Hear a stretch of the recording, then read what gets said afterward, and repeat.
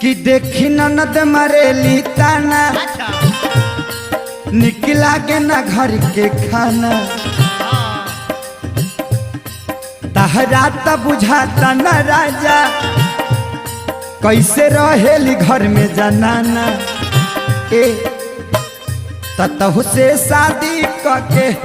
ततहु से शादी करके हम ता पछतात बानी हो कि तुहसे शादी करके हम ता पछतात बानी हो पापा के बोला के नैहर जात बानी हो ए राजा ए राजा पापा के बोला के नैहर जात बानी हो ए